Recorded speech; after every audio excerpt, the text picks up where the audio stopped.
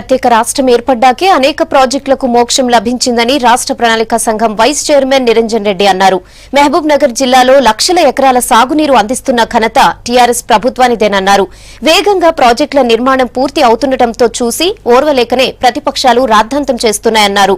ఇప్పటికైనా కాంగ్రెస్ ఎమ్మెల్యేలు తప్పుడు ప్రచారం మానుకోవాలన్నారు నిరంజన్ రెడ్డి.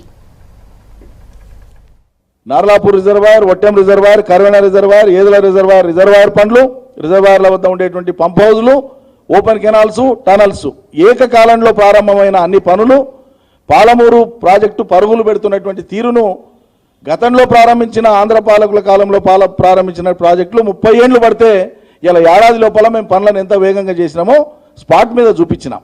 ఇవి జీర్ణించుకోలేక కొత్త పల్లవి అందుకుంటున్నారు. ఏమని? మహాత్మా గాంధీ అంటే కల్వకుర్తి ఎత్తిపోతల పథకానికి వాటర్ ఎక్కడి నుంచి అయితే డ్రా చేస్తారో దానికి సమీపంలోనే పాలమూరు రంగారెడ్డి డ్రాయల్ పాయింట్ కూడా ఉంటుంది. ఇది ఇక్కడ ఉంటే ఇది ఇక్కడ ఉంటుంది. ఒక సాంకేతిక పరమైన అంశం ప్రభుత్వంలో ఏమొచ్చిందంటే డిండికి కూడా నీళ్ళు ఇవ్వాలి. డిండి ఎత్తిపోతల పథకానికి కూడా పాలమూరు రంగారెడ్డికి ఇచ్చినట్లే ఆనాడు జీవో ఇచ్చినాయి. సో డిండికి అర టీఎంసీని 70 రోజులు దొడుకునేటువంటిది ఉంటుంది కదా. డిండికి పాలమూరు కలిపి ఒకటే సోర్స్ నుంచి తీసుకొని తర్వాత విభజించుకోవడమా పంచుకోవడమా అట్లే పెట్టడం అనే దాని మీద ప్రభుత్వం ఒక నిర్ణయం తీసుకోవాల్సి ఉంది. ఇది ముఖ్యమంత్రి గారు చెప్పిండ్రు. ఇటీవలి కాలంలో నాగం జనార్దన్ రెడ్డి కానీ ఇంకా కొంతమంది కానీ పబ్లిక్ ఇంట్రెస్ట్ లిటిగేషన్ వేసి ప్రభుత్వాన్ని ఏదో ఇరుకున పెడుతున్నామని సంబరపడిపోయే ప్రయత్నం చేస్తున్నారు. ఇలా ఏమి దాపరికం లేదు, ఏమి బావురుకునేది లేదు.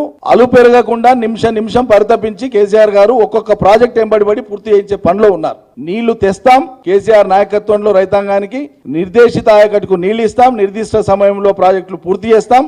ఆ నీళ్లలో ఈ తేలికపాటి విమర్శలు చేసేటువంటి విపక్షాలంతా కొట్టుకపోక తప్పదు.